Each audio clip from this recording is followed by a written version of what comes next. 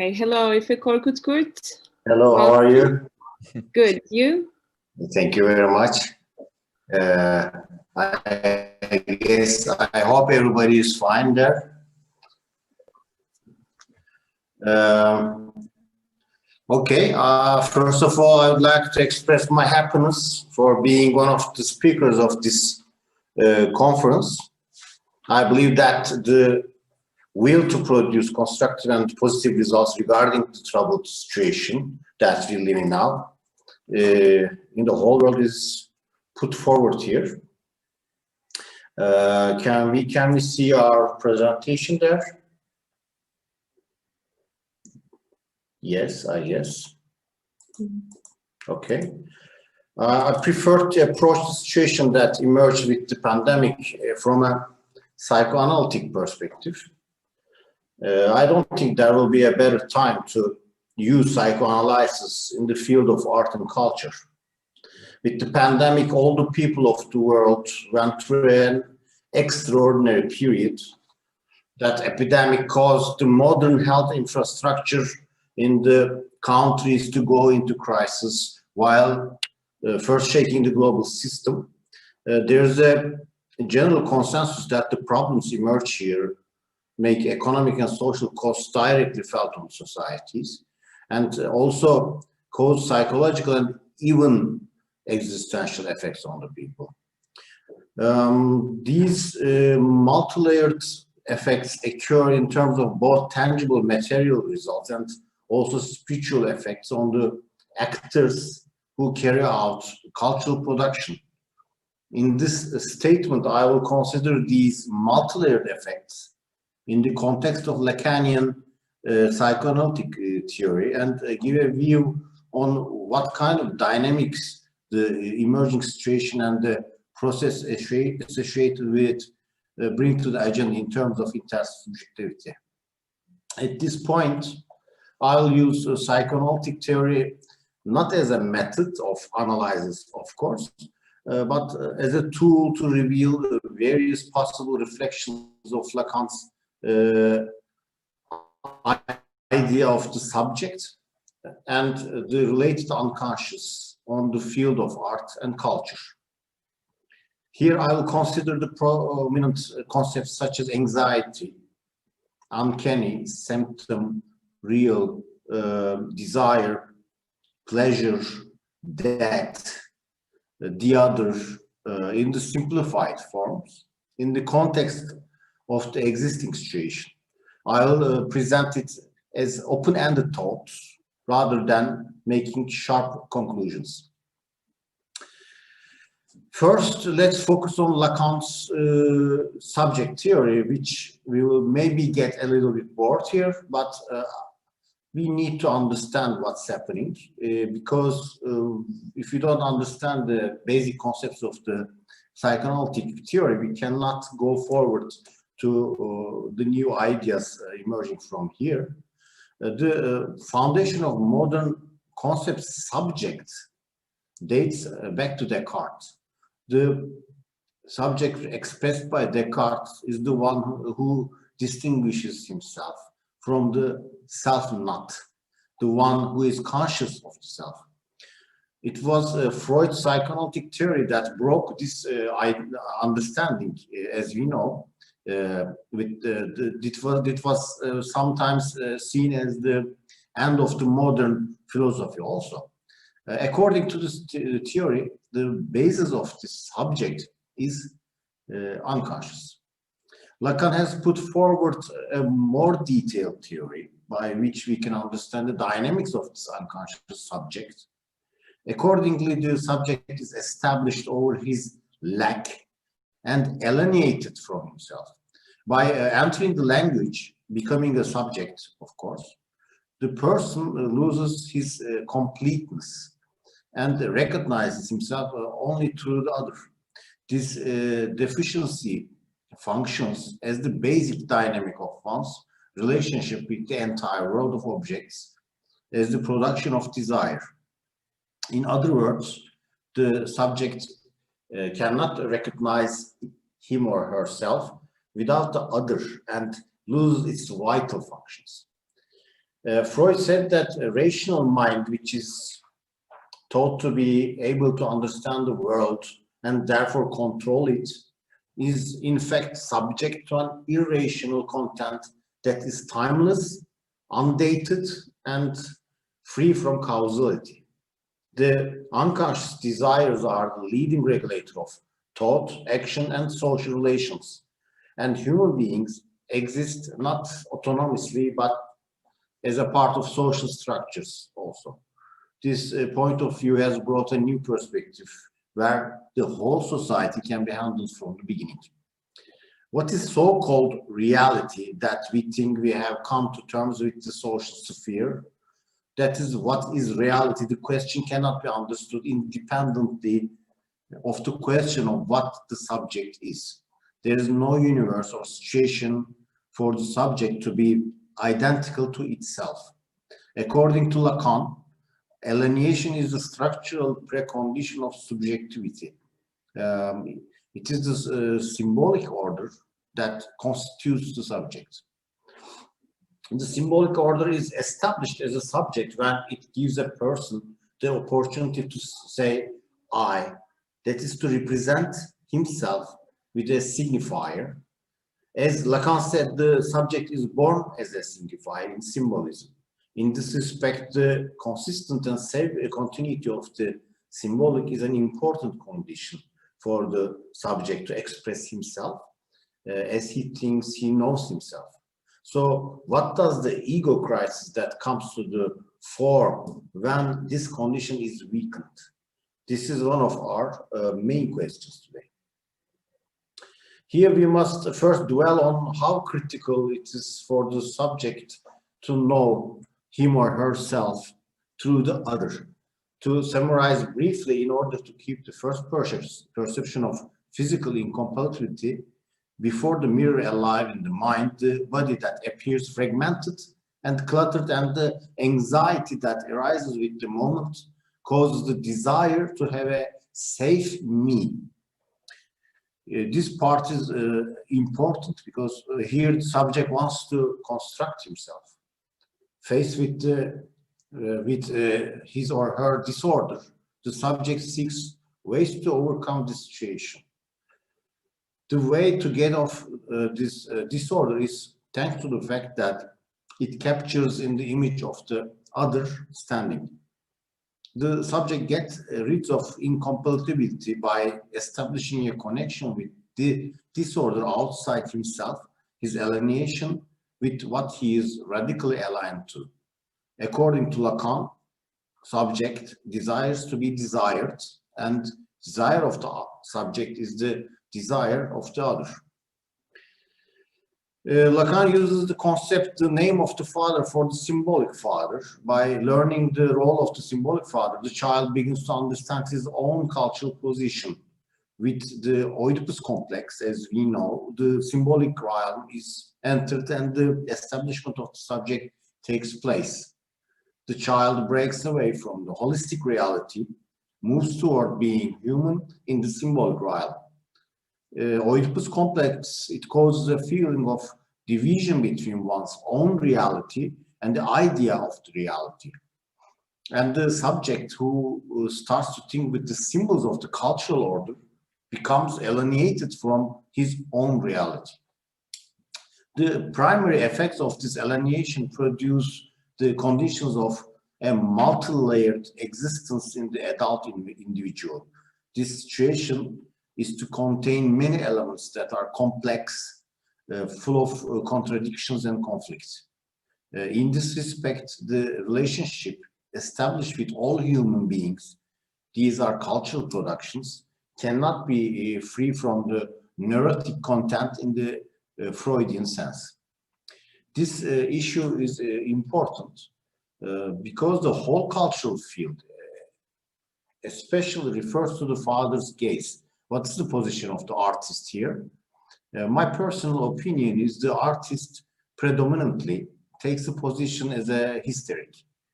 Of course, sometimes it settles in the position of the obsessive or even perverted too. Sometimes, however, in whatever field it's located, the desire of the artist subject needs the big other, and naturally the unconscious representation of the big other take place predominantly through authority figures. This can be the state, capital, actors who have a say in the field, etc. Of course, we know all these.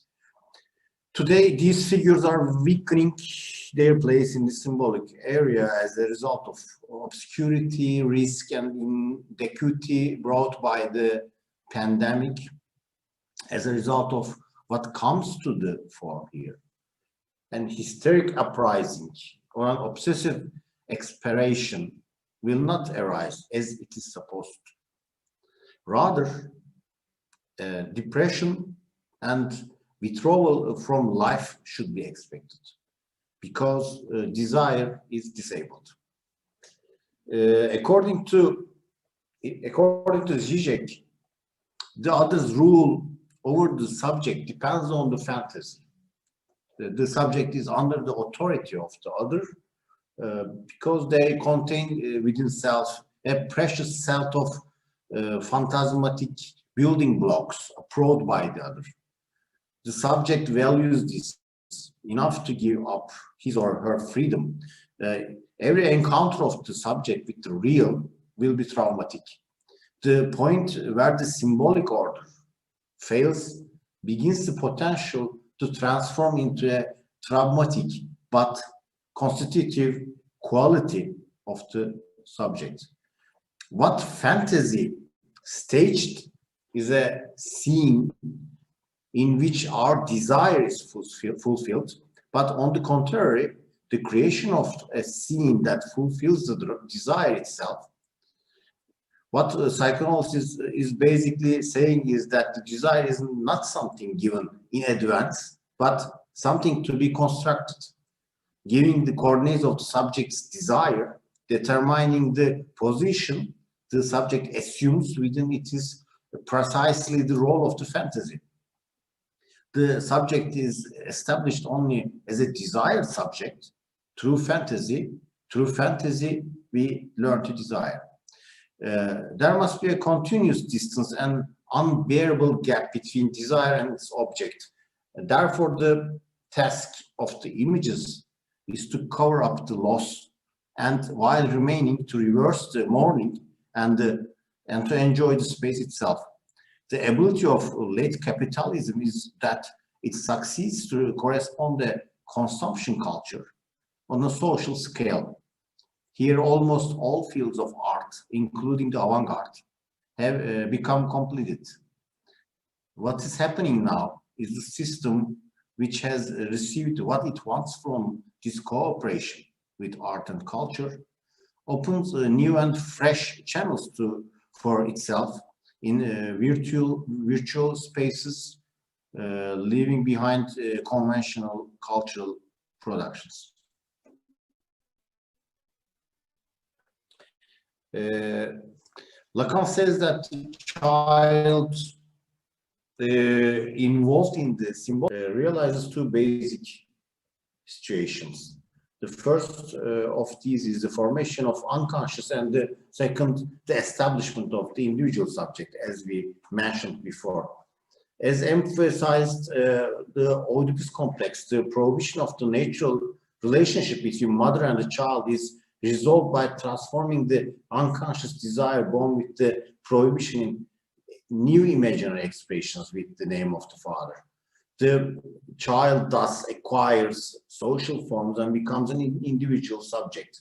So entry in the symbolic order is possible through the realization of the original suppression. It is inherent in the dynamics of desire of the subject and paternal tensions that will produce the most fundamental concerns that generate these dynamics. The multi-layered unconscious benefited by these dynamics corresponds to an emotional situation that works on the imaginary and symbolic level. Here it would be appreciated to approach the issue through the anxiety neurosis, because according to Lacan, the cornerstone of the development, the dynamics of the subject is anxiety. Anxiety refers to the symptomatic outcome of the paternal processes that occur with the birth of the child. We come to the Heidegger's approach to existence here, also parallel to Freud's psychoanalytic theory. For Heidegger, existence refers to a mode of being, the existence of being, and stands open for the clarity of the being in which he endures. He calls this enduring experience anxiety.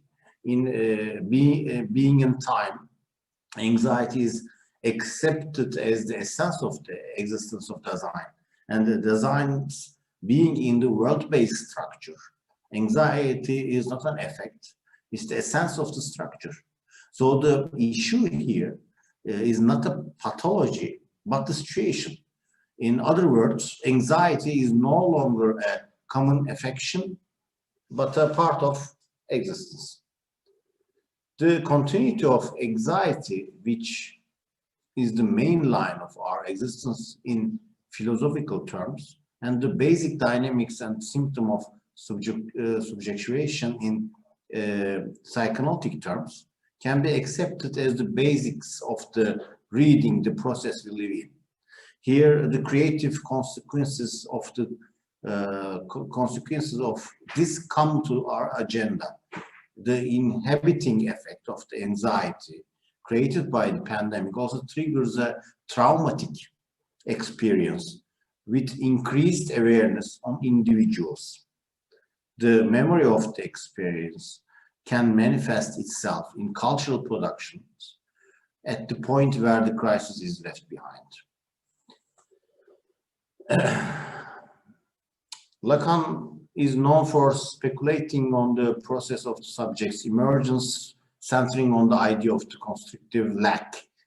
Zizek states that Marx was the first to invent the symptom, and Freud, inspired by Marx, brought this concept to psychoanalysis. And a symptom of an alignment has long been seen as a pathological condition resulting from a malfunction in a healthy, normal physiological function.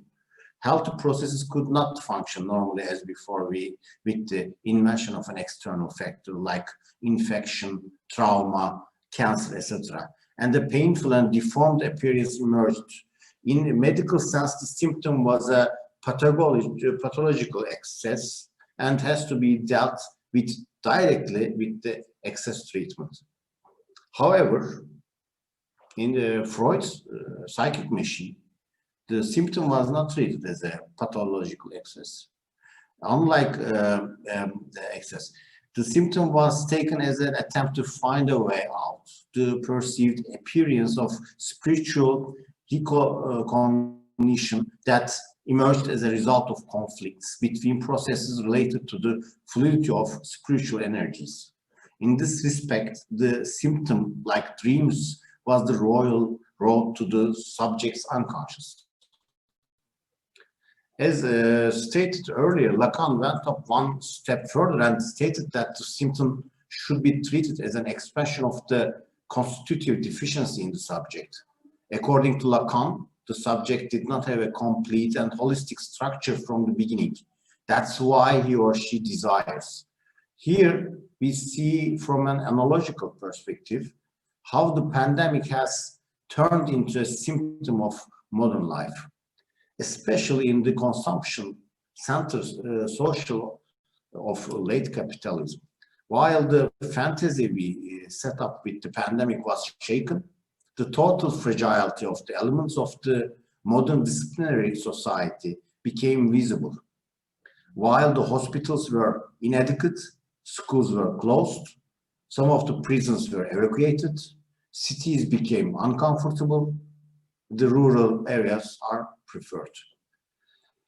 With the question that arose here, the institutions of the field of art and culture, which are largely the superstructural institutions of modernism, their production practices are related forms of relations were similarly upset. Theaters and cinemas are closed. Concerts and exhibitions are cancelled. Bookstores remained without customers.